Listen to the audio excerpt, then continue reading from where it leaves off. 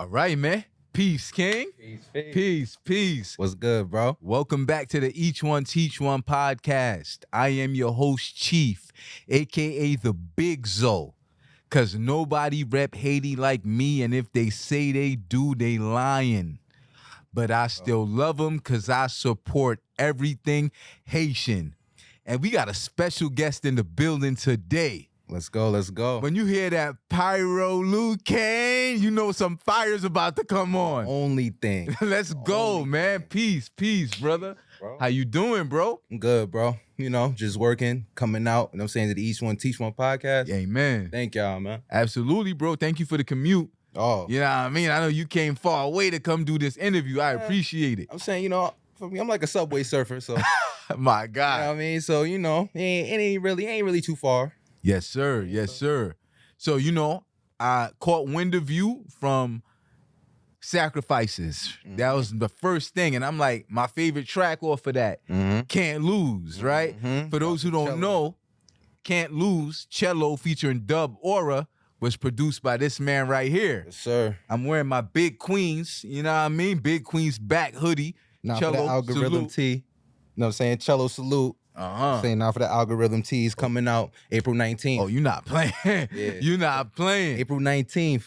My guy. Yes, sir. So it's after the the Chello interview, well, doing my homework for that interview, listening to his music or whatever from Big Queens, then to Sacrifices, I heard that intro and I'm like, yo, this producer is fire. So I started doing my homework, looking you up on the gram, and boom, I found you. And I'm like, all right. So I wasn't stalking, but I'm watching your page like, okay, I might have to have him on the show. But before we go into all of that, I want to, start from the beginning. So where you from, Pyro? Originally, I'm from Albany, New York, by way of New Haven, Connecticut. You know what I'm saying? So shout out to the 518 to the 203. Let's go. Connecticut, is that where you reside now? Yes. That's where I live right now. Yeah, I've been living there, for almost like 20 years. Oh. Yeah. Can you still claim Albany? Yeah. Yeah, hell yeah. That's home is where my heart is. You know what I'm saying? I'm always back and forth. You could take me out the hood, but you can't take the hood out of me. Amen. So it's like it don't like, yo, it don't matter. You know what I'm saying? Like my pops always told me, rest in peace. It don't matter where you go. Always where you from. 'Cause that's all you got at the end of the day. That's a gem. Always where you from. You still got family out here? Yeah. Like, you know what I'm saying? Like as far as Albany, like all my mom's side of the family is up there. Okay. You know what I'm saying? Like originally, she's from South Jamaica. You know what I'm saying? South Jamaica, Queens. So, you know what I'm saying? So she moved to Albany, like, I want to say, like, going into 87, 88 with my brother. So, and then a couple years later, I came. But, you know what I'm saying? But, even her, like, you know what I'm saying? Like, she knows about moving from one state to the next. Like, you know what I'm saying? You know what I mean? So that was one of the things. So even though I haven't been living back home, but that's still my home. It don't matter. I could be gone for 40, 50. That's still home. Let's go. Nah, I feel that. I do want to talk about your upbringing, but before you do so, in real time, I'm going to close that window. Facts. You feel me? I'm going to close that window in real time. Okay, we ain't even cutting this out. This the E1 T1 podcast. Wolf the engineer on the ones and twos as always. I forgot to say that. To see, shout authentic, out to Wolf, man. Facts. Shout That's out to Wolf. my man. But yeah, man, your upbringing, like, how was that? You spoke about your father, may he rest in peace. You spoke about your mom. How was it growing up in Albany? To be honest, like, growing up in Albany is just like, I figure, like, anywhere else, you know what I'm saying? Yeah, anywhere else. Like, you got your nice parts, your good part, I mean, your bad parts and all that. So growing up in Albany, when I was growing up there, it was definitely live. It was definitely a lot of stuff going on.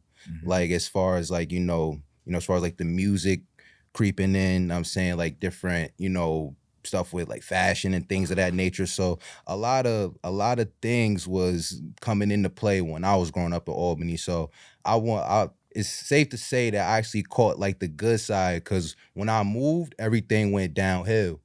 So it's like, it was kind of like a blessing that I did move, like, you know what I'm saying? But my upbringing in Albany was definitely feel great. Comfortable specifying where in Albany? Oh, as far as like, was it in Albany, New York, or like upstate, like for the Nah, people like- that ain't from here? All right, so Albany is the capital of New York State. Mm-hmm. It is the biggest city in New York State. So, you know what I'm saying? So Albany is a very historic city, and it's actually divided into two sections. You know what I'm saying? You got uptown, you got downtown. Like everywhere. You know what I'm saying? Uh-huh. Not really. Because CT is not like that. New Haven is not like that. All right, bet. So So- how do we end up in New Haven? So we end up in New Haven the summer of 2005. And the reason why we even go to Connecticut. Quick question. At this time, are you like in high school or? I'm about to go to high school. Okay. So I'm 14. So I'm literally about to go. So we actually moved there because my brother moved there in 2002 when he ended up getting out of college. So he ends up getting a good job out there and stuff like that, whatever. So he's there. So I will always go to CT, like, you know, like and visit him and stuff like that.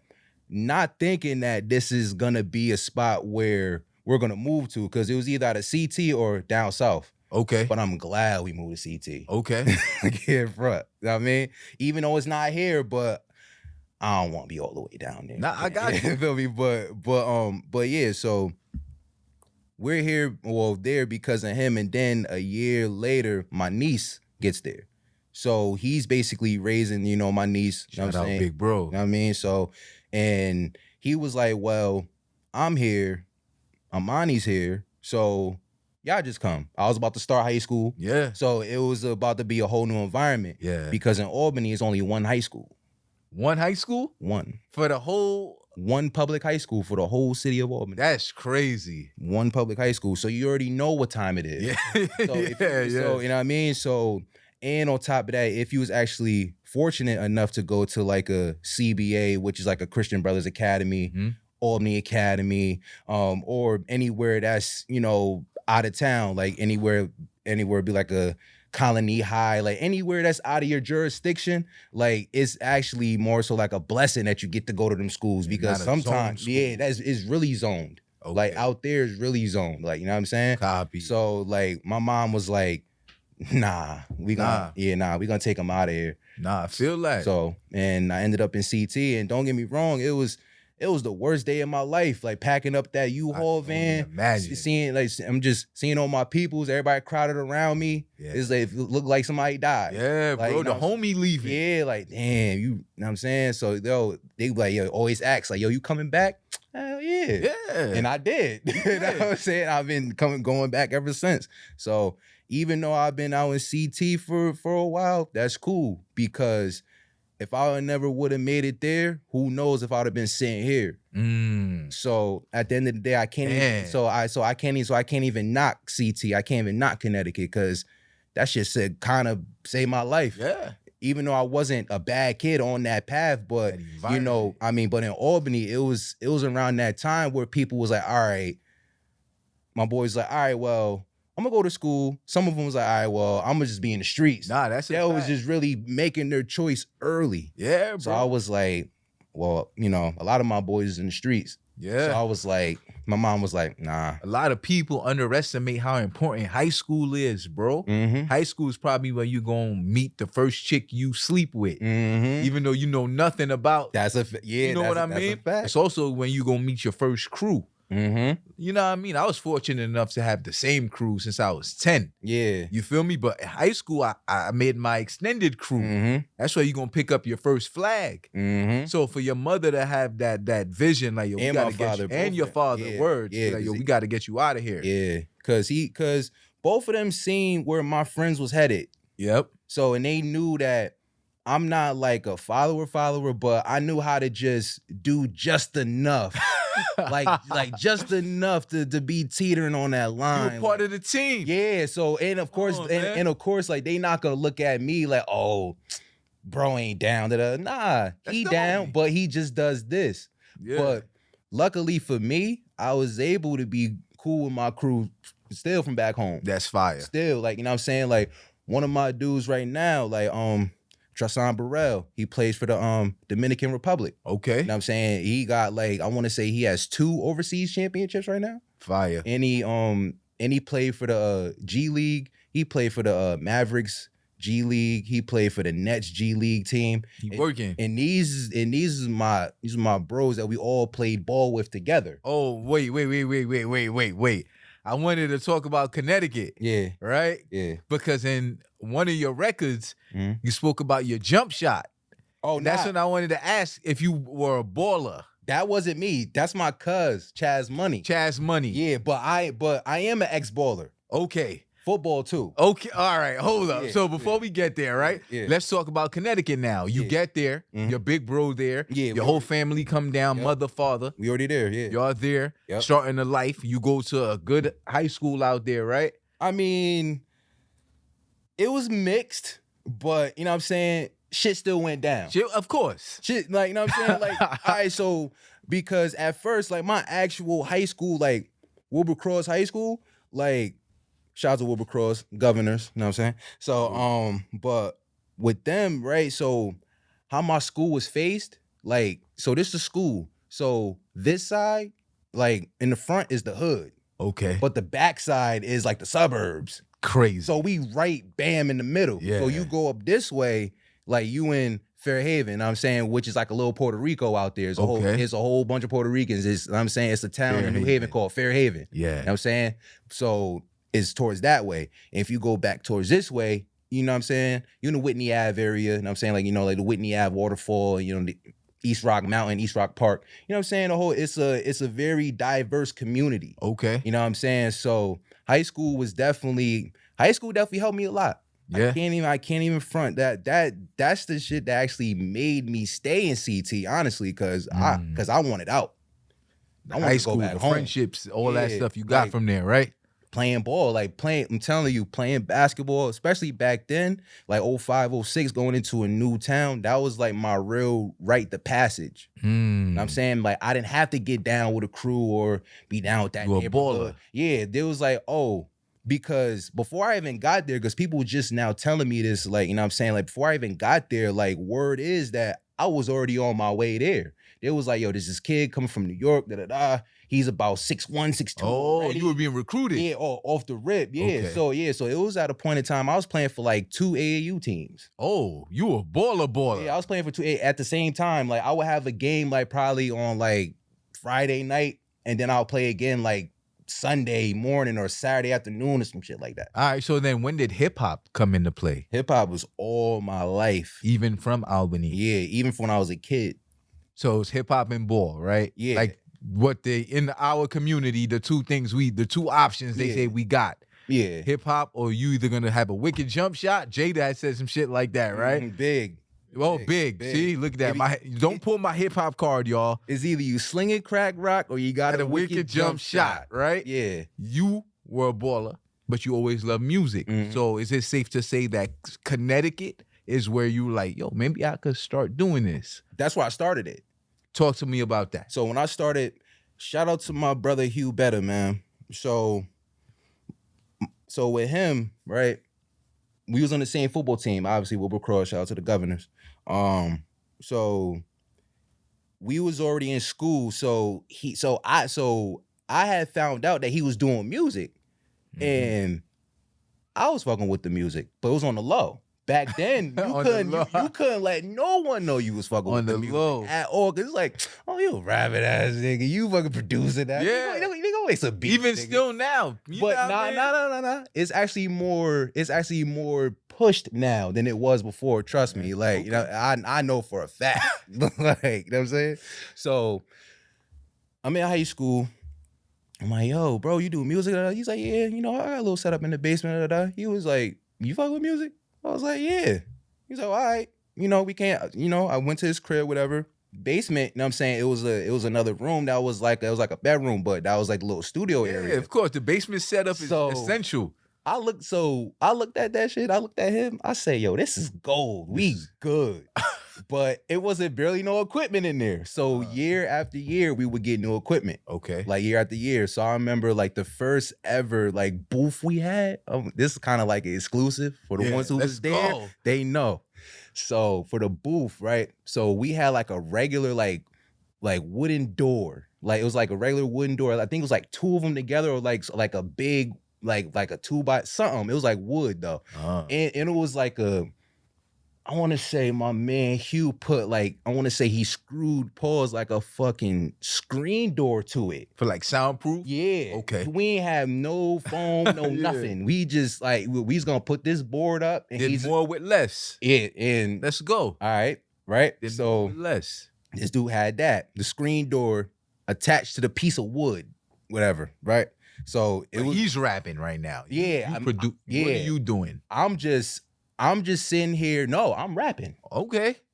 I start rapping first. Okay. Good. So all right, we're gonna get there. all right. So all right. So I was like, all right, shit. So we got to get a mic. Mind you, this is 2006. This is not like today where you could just go get all in ones. Yeah. You got to go get that shit separate. Absolutely. So, and it's costly. We're young. We ain't working. We teenagers. Yeah. This is like 06, 07. At this point, this is like the end of 06 going into 07. I want to say this. Yeah. So this 07. Got it. So this is 07. So we like, damn. So this is when Radio Shack was still around. Okay. So damn. I love that. We go get like a regular like performance mic. It's it's not even a condenser mic. Yeah. This is a regular like if you go to like an open mic night. Yeah. Right? Can't connect to the PC, nothing. Nothing, right? But this shit was USB. Ooh, okay. That was like the first of its kind, though. Made it work. Yeah, that was the first. It was like, oh, USB plug. Oh yeah, we good. We good. We got the stand, right? And we got the pop filter. Put it in front of it. Yeah, that was it. Like it was over from there, right? So the actual computer setup, it was an old computer setup he had, and I don't know if y'all remember. I know I'm gonna be aging myself. Nah, let's go. Let's go. But we was making beats off of, he was making beats off of Hip Hop EJ. Hip Hop EJ. Yeah, you got to go look that up. Hip Hop EJ, look it up. Yeah, Hip Hop EJ. They'll be like, damn, this nigga old. And also, we was actually sequencing our tracks, like taking the beat from EJ and putting it in Magic Music Maker. We wasn't fucking with no Pro Tools. Yeah. It wasn't none of that. I think we might have had Cakewalk. Got it. That was it. Like, you know what I'm saying? Those aren't even like starter programs. Nah. Those are like having fun programs. Yeah, we was like, hey, this is 2007. Yeah. Like, so one night I'm at the crib and he's making beats. And at that time, the beats that he was making, like local rappers could get on. Like, just was hard. Okay. Like, just was hard. So I'm like, yo, bro, how you make beats? So even before I even get into that, like my cousins produce as well, but they now, are into the videography now, like they direct. Got it. So I used to watch them make beats and stuff like that early on, like, you know what I'm saying? So, and when I came back around, I was like, yo, how you make beats? He was like, bro, he pressed the space bar. He's like, bro, I can't teach you how to make beats, but what I can say is it's all about feeling. Like, it's all about like what you want to hear. Start there. I was like, all right, I'm good. Great advice. That was it. Now we like 16. Any other, if you tell a 16-year-old that now, they'd be like, shit, I'm going on YouTube, nigga. Yeah, fat. Like, YouTube show you everything. Yeah, but YouTube was around, but it wasn't not informational. Like yeah, it wasn't. We didn't have the resources. It was not instructional. Yeah, at all. So, right. So I stayed up all night making just making shit. Yeah, trash, delete it. Like I'm just trying to get the concept of the boom. Passion to do it though. I was trying to get the boom, cat, boom. Like once I found like a rhythm, then it's like, all right, we're gonna go to the next thing. So I was like step by step, because with me, I always broke down music in my head. Like as a kid, like, you know what I'm saying? Like going back to like, when I was living in Albany as a young kid, I actually grew up in the musical but non-musical house. Meaning like, well, I'm actually now finding this out now, but my mom used to play the piano back when she was younger. But I didn't know this back when I was young. So my mom would have like, she was like the queen of mixtapes. Like, you know what I'm saying? Like the mixes, the blends, like, like they, like, you know what I mean? Like my moms and my pops didn't share like CD collections. Like he had albums, she was mixtape. Bet. Yeah, just all That's the both worlds right there. And then on top of that, I have my older brother who's going to high school from 93 to 97. That's like hip hop. So I'm catching as a little kid. Yeah. And on top of that, I'm going outside, hearing everything, going over to my uncles because right around the time when I'm like probably like 6, 7, or 8, probably like 7 or 8, they're actually about to start their own label. So music is in your DNA. Yeah, so I'm just catching it from all areas, like, you know what I'm saying? So when I get up to me doing it, I was already messing with it as far as like the idea of like, man, like what was, RZA thinking when he made this? What was Easy Mo B making when he made Warning for Biggie? Like how are they doing this? As a kid, I'm like, how are they doing this? And I'm asking my father, he's like, yo, so they're taking old records and they're flipping it into new records. I was like, oh.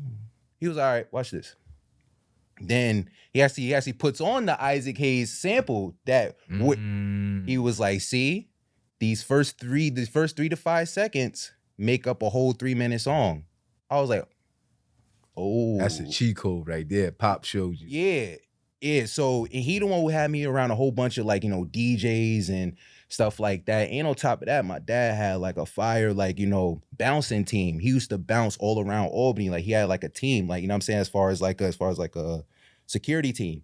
So all the stars who rolled into Albany, he always get autographs. Yeah. Like I always get like, I had like an autograph poster from mad people who would like come into town and stuff like that. Pops was tall like you? Yeah. All right. Yeah. So, you know what I'm saying? So he will always bring like tapes home for me, like stuff like that. Cause he's always working a lot. So at least that he'll always bring me something to like, yo, like, I know this is what you're into, like, you know what I'm saying? We support that, from a young age. Yeah, like I remember when I wanted to be a DJ.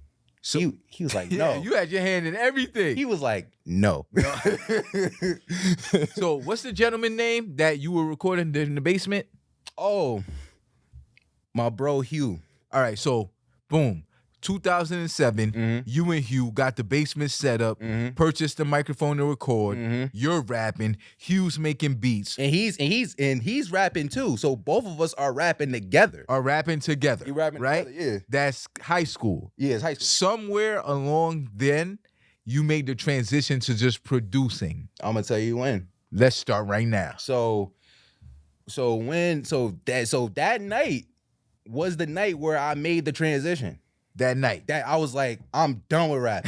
Done. But I would still do it every now and again if I actually feel it, if I know a joint that's like, yo, I'm gonna try my hand at that. Absolutely. I would do it. But as far as I shift my mind to making beats.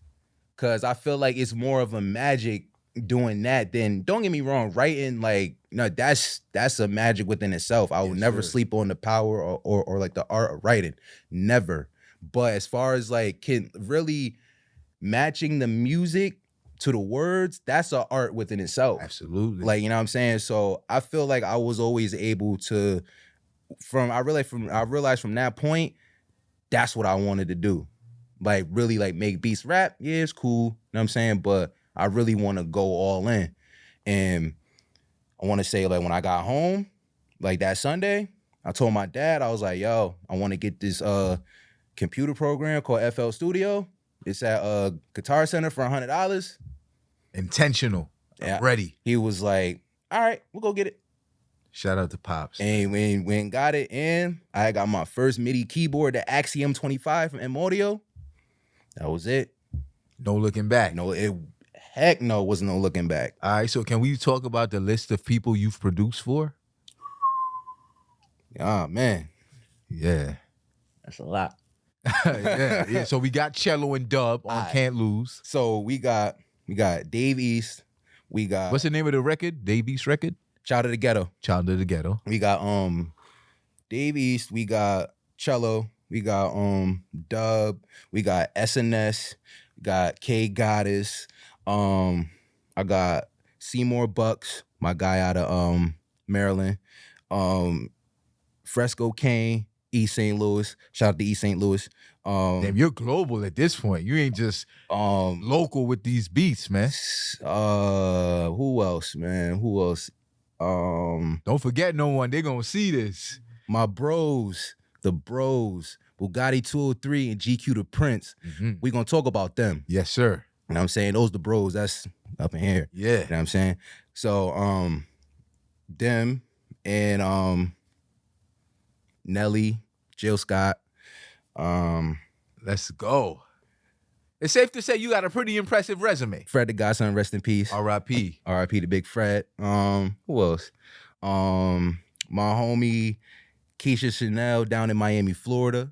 I know it's more people. Whoever I'm missing, I love y'all. I'm sorry. I know I've been doing a lot. I love y'all. That's an impressive resume, dude.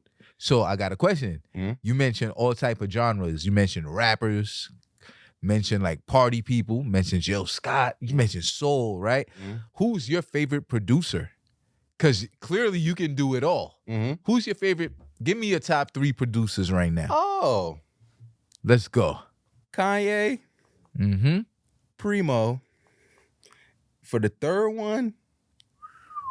Kanye, Primo. For the third, It's the E1T1 podcast, bro. It's crazy. For the third. I'm at, all right. How can I forget the soul brother #1, Pete Rock? How can I forget? Top 3 producers. Top right 3, now. yeah, right. Who now. did you pull from more? In my earlier years, I pulled from Ye earlier. Okay. In my later years, within the last 5 to 6 years, Primo and Pete Rock. Okay. Because I understood their chopping style and also like the samples that they picked and how they did it. You know what I'm saying? Once I got to the point where making the beats was pretty easy, I started to really like try to go in and like, all right, like how are they choosing these samples and what actually makes them chop them this way? And when some of them they could just good be looped, you ain't gotta do nothing, but they'll take a part out of some of the they'll really take a part out of a record that you may miss. Some that'll never come back in the song again and make it a 3-minute joint. So that's crazy. So exactly. So I started really even though I started really tapping into that younger, but when I started when I actually started buying vinyl, when I started actually sampling from vinyl, and when I started like really like getting to the essence of analog with digital and analog, I was like, okay, I get it. Like in the whole digging vinyl like community, like that's like a thing. So when I actually got into it, I started to understand the mind a little bit of like a Pete Rock or like an Alchemist and stuff like that. And you know, so those are my top 3. But I pulled from Ye early. Man, so far in your story, bro, I see like focus. Like you wanted to do something and you made it happen, right? Like, and then we have Icon. 2021. October 23rd, 2021. Right after the pandemic, you release Icon. Yep. Can you talk about that real quick? Icon was to me a great body of work. Like it was, I can't even shout out to Chello, shout out to King Streets, shout out to K Goddess, SNS, Bugatti 203, GQ the Prince, Vernon Thompson, Sobe, Kaylee Roselle. Shout out to who else? Shout out to Rich Reimer. It's a lot of people on that album. Yeah. Was it like a compilation album? Yeah, it was. Yeah, it was like it was definitely in the remnants of like the Rough Riders Volume 1 compilation. Got it. Like something like, you know, something like that, or like the I want to say how like Flex used to do like his joints, you know what I'm saying, like back in the day. Like, you know what I'm saying? We used to have like the 60 minutes of funk joints when he had everybody freestyling over random beats. He just cutting in the back. Yeah. Like, you know what I'm saying? Like I wanted to really, or better yet, tape. the Clue, the Let's Professional, go. 1 and 2. Like, Let's you know what I'm saying? go. Them joints is like Bibles to me. Let's go. You know what I'm saying? So, but really, like, and I actually physically produced all those tracks. I know. So it's like that was actually like a challenge I wanted to take on for myself personally. Like, you know what I'm saying? Because I feel like if you actually call yourself a producer, I feel like you gotta at least have one album under your belt, like one that's fully produced by you under your belt. Let's go. Just like one. If you don't have two, like, you know what I'm saying? Like, you know how Dre got the Chronic. Yes, sir. You know what I'm saying? How long it took you to do Icon? Getting verses back from people all over the world. That shit took 6 months. Okay. I thought it was going to be longer. Me too. Me too. 6 months. That shit took 6 months. Professionalism. That Crazy. shit took 6 months. I was on it. I was at it every day, hitting people. They was hitting me back. They're like, yo, I can't wait for the project. Da, da, da. You know what I'm saying? But the song that really started the project, and shout out to the homie Lil Miss Chit Chat too. She was definitely my A&R at the time, and she definitely had, I already had knew Chello already, but she had put Chello in King Streets and Piff Montana on the song together. Like, you know what I'm saying? So she had the idea of actually me flipping the affirmative action. She had the idea. She was like, yo. That's crazy. She was like, yo, you know what'd be dope? If you was to flip the affirmative action joint. I was like, okay. I did it, and it ended up being fire. There you fire. Go. And it ended up check out Icon right now. Yeah, check that out. 3 year. It's the 3-year anniversary coming up. Amen. Right. I'm saying so after Icon 2023, and I spoke to 2021. Icon. 2021. The next one was 2023. What? As far as project? The next project in your discography. I did my homework, bro. Nah, it was not singles. I'm talking full projects. Full what project? Came after Icon? Yeah, you're right. Yeah. Come on, man. You're right. Come on, it's chief, bro. I'm gonna do my homework. What was it? Sorry it didn't work out. Nah. Never Get Comfortable? Nah. What? Nah. My first Icon. No. My first EP as a rapper is a joint that's called Move Without Warning. Is that on Spotify? Yeah. I'm gonna have covering my lip like they can't. Yeah, I know, right? Yeah. I couldn't find that, bro. I've been listening to 3 albums all week. And that's fine. There's actually matter of fact, you're actually missing 2. You're missing Move Without Warning and Pyroglyphics. Ooh, Pyroglyphics. That was before. Yeah, even Wolf, That was before Never Get Comfortable. So that was yeah. So you could talk about those. Yeah. My questions are for what I heard. I apologize. No, you good. How I missed 2 albums? I went to discography. I'm gonna tell you how you missed it, right? So I'm actually in transition to another distribution company. There we go. So a lot of the stuff was kind of lost in transition. Bet. So literally I have to like re-upload and shit. Okay. You know what I mean? So, all right, I'm making you feel like I ain't do my homework. Honestly, bro. No. I was just like, it was just basic. I was moving from one distribution company to the next. So within transfers, you know how that shit goes. Yeah. So which one came first? Never Get Comfortable or Sorry It Didn't Work Out? As far as like my because journey, they both dropped in 2023. I know, yeah. That was as far as my first ever rapper EP, as far as like me being an artist, was Move Without Warning. So Move Without Warning came like off the back of Icon. Got it. And reason being is because something in me was saying like, yo, just get back. You know what I'm saying? Just start using your own shit. You know what I'm saying? Because at the time, like, like the game goes through a period of like, all right, this rap already has a producer. This rap already has a producer. Yeah. So everything gets like, you know, French and Harry Fraud closed off. Yeah, Okay. everything gets closed off if you don't already have that connect. Yeah. So I'm like, all right. Hit Boy, like all that stuff. Exactly. I got you. But the crazy thing is, speaking of, not to even jump back and forth, but I was already doing that type of collaborative stuff early. So that happens, and I'm sitting and I'm like, all right, so I'm actually about to drop this. The reason why I'm about to drop this is because I'm more than just a nigga who make beats. Like, you know what I'm saying? I'm way more than that. And plus, I actually started rapping first before making beats. I just stopped it because beats was like, because actually making beats was actually more fun.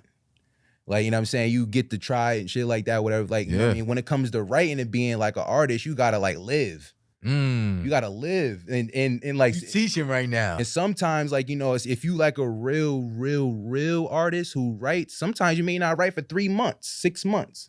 But when you get it, you can't stop. Like, you can't stop. So Amen. I knew back then it was gonna be like dry spots in the rap. Like, you know what I'm saying? Cause for a while it was dry spots in the beats, having beat block, not knowing what to make. Like, damn, I just made the same shit.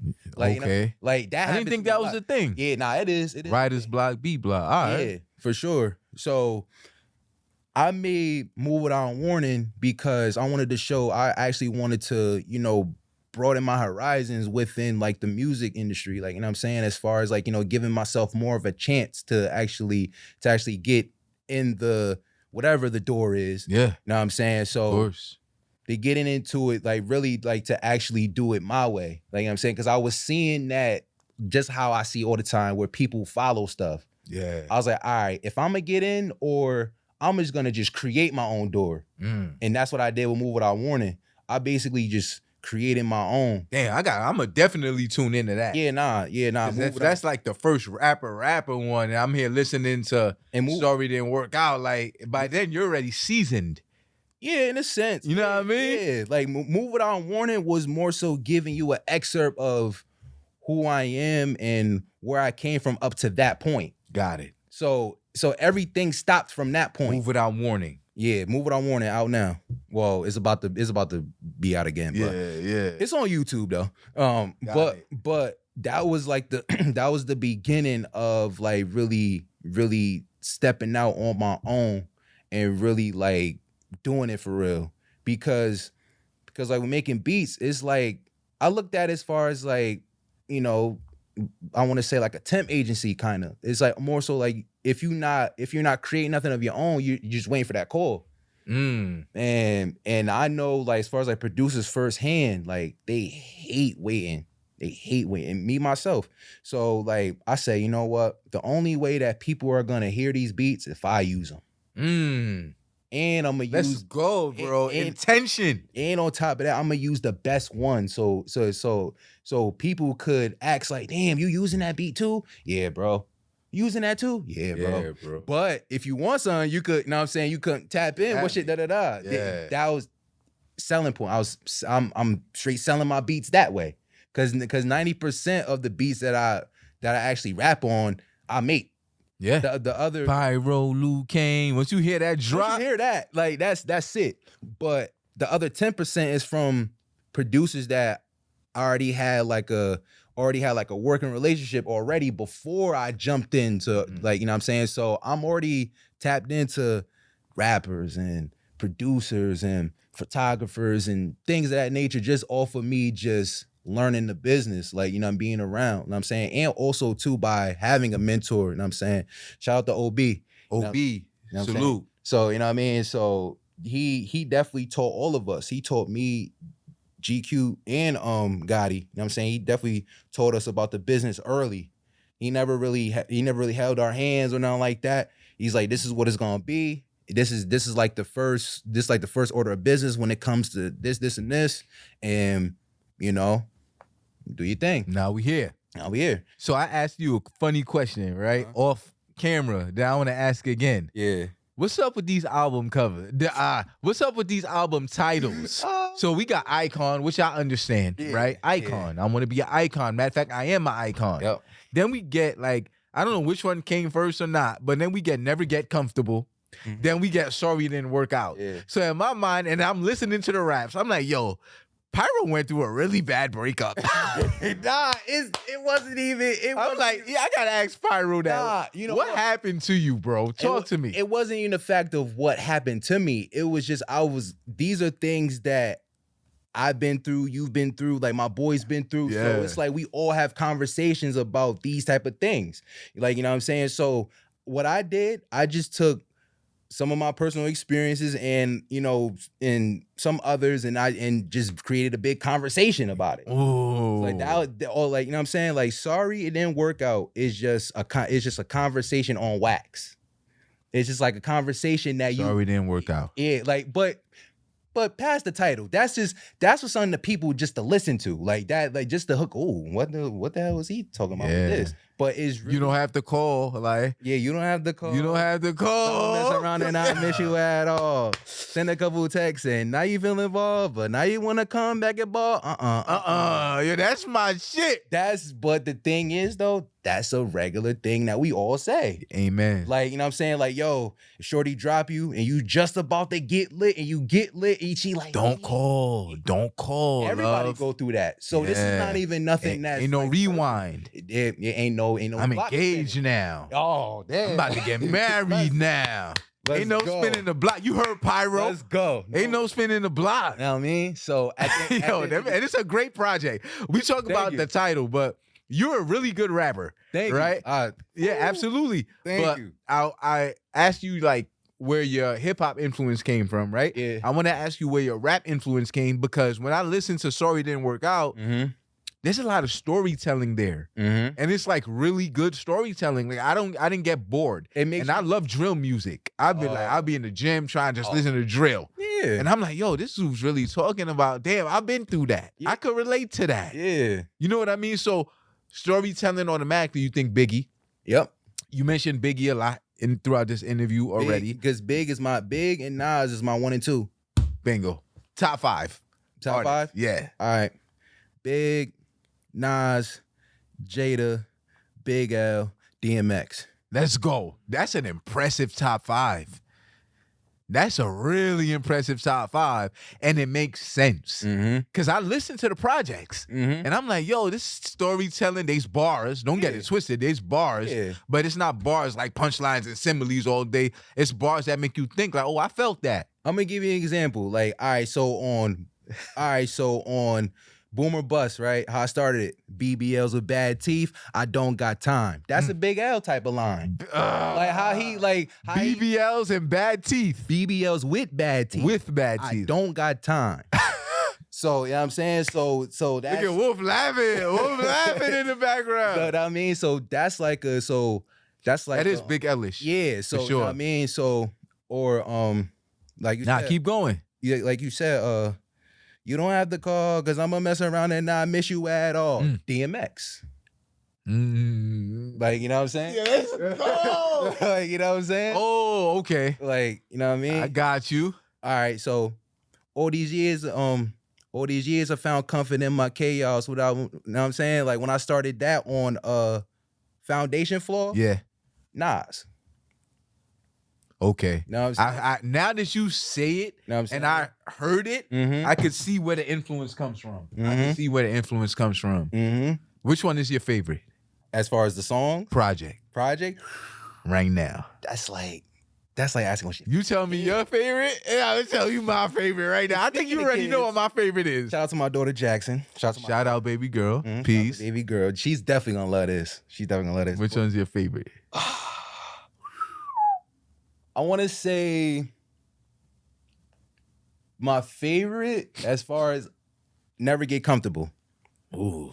My favorite, because the reason being is It's a great project, by the way. thank you. And the reason being is because on how focused, how locked in I was.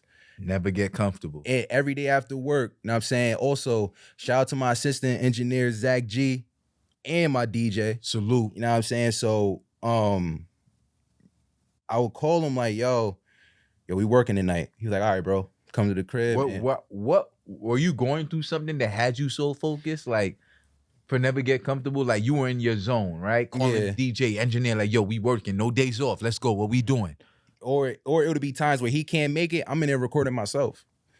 So, you know what I mean? But honestly, like, I remember because it was a lot of talk going on that niggas didn't feel like I was supposed to be rapping.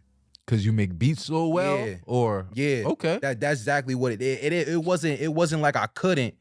Niggas was thinking like, damn, he about to take all the beats now. Oh, okay. So it was a lot of talks about that. It was a lot of little side That's chitter. sucker shit. Excuse my language. Nah, it's a fact. It was a lot of side chitter chatter going on because remember, I already had dropped Move Without Warning. I had dropped Pyroglyphics already. So I'm already 2 projects in.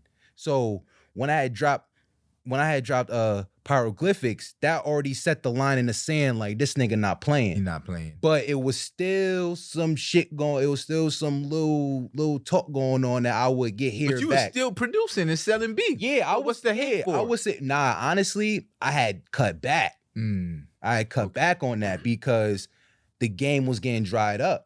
At that point in time, like everybody was getting back clicky again. Okay. During the pandemic, everybody's scrambling. They like, yo, I'm trying to get whatever. Got it. But now since everything was opening back up, everybody back clicked up again. And I seen that. So I was like, all right, so I'm about to just scale back and only work with the artists that who really appreciate me from day one. Amen. And I kept it like that. And I just full on working on my artistry. Like the look, like talking about like, you know, like what am I gonna embody? Like how am I gonna separate myself from the others? How am I not gonna look like? How am I gonna sound like? So it was all of that going on within the midst of those 3 projects. Like, you know what I'm saying? Along with life going on. Yeah, of course. So, you know what I'm saying? So when I was making Never Get Comfortable and stuff like that, I had a half a project. So what you hearing right now is the actual project that I redid. So I was already 4 tracks in on the original Never Get Comfortable, but when I met my guy Zach G, he at the time he used to work for a record store. Shout out to Elm City Sounds too. He used to work for that record store, and they had like a pop-up shop, and he was actually working at the booth. And I had asked him, I was like, yo, you know, can you actually pick me out some good samples? And he just started going crazy. Shout out Zach G, man. Yeah, Zach G, man. So get that, and then right after I get them samples, I scrapped what I had, and I just built off of those 4 or 5 vinyls. Whole project. Basically like 4 to 5 songs came off of like 3 records. So from that point, so that's your favorite. Because I put a lot into it. Like that's what people really say, you know what? That's it. He's there. He's there. My favorite is Sorry It Didn't Work Out. Yeah. Sorry It Didn't Work Out. Sorry, it did not work out. The cover is phenomenal. I'm sure when Wolf edit this joint, they're gonna be right there on the wall. Also, too, the cover was shot at the Vinyl Lab, aka Zach G's crib. Intentional again. Shot it off the phone. Off the what? Yep. And he already had a school desk in the crib. And I say, you know what? I'm gonna act like I'm writing a love note. Like basically, like Sorry, didn't work out. like from start to finish. Yeah, that's what made me think you had a bad breakup. I'm like, yo, did Pyro have a bad breakup? Nah, it wasn't even that. I was just taking everything that I've been through, and then you know the homies, and you know I just had it's like a big conversational piece. Nah, I love music is supposed to make you feel the way that project made me feel. You feel me? Like, yo, I'm at the happiest point of my life right now. And I'm like, yo, I felt that. Yeah. I'm like, yo, I gotta talk to Pyro about that. But the crazy thing is though, I'm not bashing. You're not at all. I'm not at all. Yeah, I'm not saying you mother. I'm not on no sad perked up none of that shit. Nah, like I'm just giving you just stories and conversations, things that I've been through, conversations that I may have had with the homies years ago that I still had stored in my head. Yeah, like you know what I'm saying. So yeah, that's really gave it to the world. Yeah, that's really what. Yo, man, honestly, y'all, check out all 3 of those projects. Like I've been listening to Pyro Lucain all week because I got to do my homework. I take my craft serious. You feel me? Fire music. If it wasn't good, we wouldn't have done this episode. And we're not done yet. I want to ask you. So what's next? All right. So my aim is to. All right. So last year, 2023 was definitely a good year for me. Definitely a great year for me. Rapping or producing? Both. Okay. Both. Good. And it was great as far as consistency, but I only dropped 2 projects last year. 2 great projects. Yes. Yeah. Thank you. Never get comfortable. And Sorry it didn't work It out. didn't work out. Out now. But Sorry. but honestly, my aim is to drop 3-4 projects This year? This year, yeah. Okay. My aim. So the first one's coming out March 31st. Money to Burn. Money to Burn. Yep. Perfect timing. This episode will be out before then. I promise. Yes. Yeah. Money to Burn. Money to Burn. Is that a compilation or is that you and features other people? What is that? Money to Burn is a collaborative EP with me and Chaz Money. Chaz Money. And Chaz Money is my cousin, by the way. Okay. Keep it in the family. Yeah, always. Chaz Money. Salute, King. He been rapping. So he's older than me, but he was one of my first influences as far as like, obviously, you got the rappers in the game, but direct influence been him. Chaz Money. He been rapping since I was a kid, since he was a kid, and also all my older cousins had a rap group, and my uncle, and they was actually under my uncle's label. Yeah, I feel like we're gonna have to do a part 2, bro. Keep going, keep going, because everyone's rap. There's so much music in your family. It's kind of like fate. Like you was born to do this, and then it's not like a pipe dream. Like you're succeeding. You know what I mean? Like you've done work with the Jill Scott. Yeah, and what are we talking about? Like, shout out to Fresco Kane for that. I'm gonna tell you the situation about that. Let's go. So shout out to Fresco Kane, because he the one who definitely got me lit over in the Midwest area. So I want to say 2013, right? Damn, 10 years ago. 11. 2013. He was on IG and he said he needed beats. So he had his email. So I sent him the email. He hit me back ASAP. Yo, these beats is hard. We exchanged numbers. Boom. That was that. Week later, he straight records the joint. A week after that, he takes it straight to the radio. Boom. Oh, so he was lit He was in the moving. city. So me and him was been working. So he already had like a song with Jill Scott already, but he needed a new beat. So he sent me all the vocals. Ooh. And I made a whole new beat around it. Like, you know what I'm saying? So with the Pyro Lucain drop? I was literally like on my Pete Rock shit, because back in the day, he used to do a lot of remixes. Like they used to call him for the remixes. They would give him all the vocals and he'd make a whole new beat around it. So that shit happened like twice. You had Jill Scott vocals in your computer. Yeah.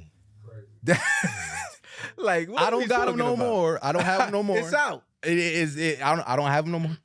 I don't even have that computer no more. I don't even got them files. I don't even got them no more. Nah. But yeah, I was shocked myself. And then when the Nelly situation happened, that was like another like recreation, because he had a song before and the beat was like kind of like dated at that time. So once again, got the vocals. Made the beat all and got your credit. Yeah, there you go. So you know what I'm saying? So yeah. Man, congratulations, man. Thank you. Got 4 projects coming out. One March 31st. Mm-hmm. Money to Burn. Mm-hmm. Any dates on 2, 3, 4?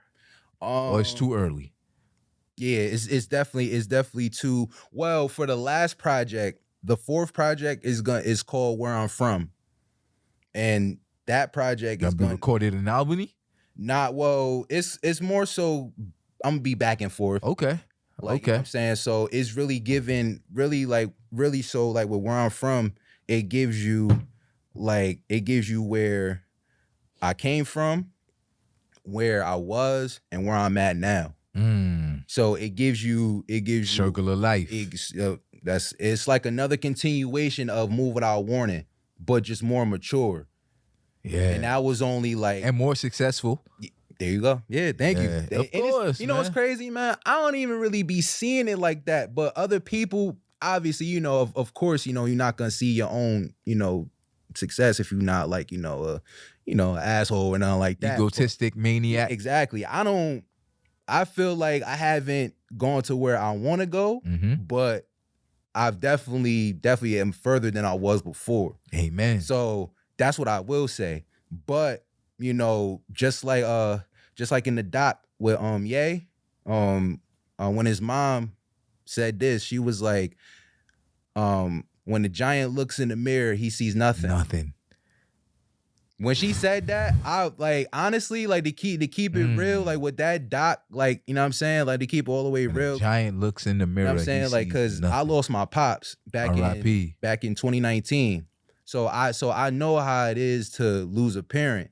And when she was talking to him and stuff like that, and he's having these same conversations, like, dang, like, I don't think he got H to the Izzo out. He has everything out already, but he's still not who he want to be. So she was talking to him, man, low key, man. I cried. Of course. I cried. That quote can make you cry. Because that's something that I know if my dad was still here, he'll be like, man, you were further than a lot of people. Don't even worry about that. You're gonna get to where you're gonna get to without even trying. Amen. So that right there. So from that point, like just that doc, for me, that shit just really just put me in a different zone to where that's why I said putting out 4 projects. Like that's, you don't get that all the time. So, and they're gonna be good projects, like fire projects. That's not, you don't get that every day. So that's what actually keeps me going. Like my father, my grandmother, my mother, my daughter, like really family keeps me going. Like my big brother, like everybody keeps me going. Everybody who I hold close to my heart, that's not even blood related. I do this for all y'all. Yeah, you dropped the mic with that, brother. Thank you so much for coming to the Each One Teach One podcast. Back. Before we sign off, I'm going to let the people know where they can find me, and you could do the same. Thank you for watching another episode of the Each One Teach One podcast, bro. Pyro Lucain. When you hear that Pyro Lucain, we got to talk about that drop, too. Oh, yeah. In the name, all of that. I got to give love. Matter of fact, I got to give love to my bro, Bugatti 203, because he's the one who definitely gave me the Pyro Lucain, because at first, I was Beats by Pyro, but I actually wanted to drop the beats because I didn't want to have myself in a box. Amen. So, and that was around the time when I was getting like sneakers like a month ahead, two months in advance. So I would come to the studio and he was working on the project Last Don't Exist, which is out right now, along with the project Wave Only. So he was working on that. He was like, he always would say Lucain. I'm like, yo, chill. I don't want to be no Mortal Kombat nigga, chill. But all right. Beats. All right. So boom. So at first, usually I'd be catching it, but I didn't catch it at first because at the time we was actually working in the same spot. So he say, yo, Lucain, da-da-da, not even thinking about it. So when he was in the booth, when he was like, Lucain always keep the fire on the feet, I was like, ooh, that's what he meant. Oh, okay. Yeah. Oh, I would keep, oh, yeah, hell yeah. Pyro Lucain. Y'all, I can't wait for y'all to see this episode. We're at WTF Media where the magic happens. Interview set up. You already know. Thank you to Pyro Lucain. Thank y'all. Each one teach one. Amen. You can follow me at Teach the Number One podcast on Instagram, TikTok, YouTube, everywhere, man. It's going up. It's going up. Right. This is my first guest in my, WTF Media where the magic happens. This is going to be the setup for the interviews now. Pyro, I pass it off to you, sir. Yes, sir. You can find me on Instagram, Twitter. Yeah, pretty much on Instagram and Twitter, SoundCloud, Apple Music, everywhere at Pyro Lucain, PYROLUCAIN. Let's go. LUCAIN. Don't get that confused. Pyro Lucain. Yes, sir. We out. My brother. Yeah. Oh. Let's go. Wolf, what you think? Good shit, bro. What you think, Wolf? Good shit.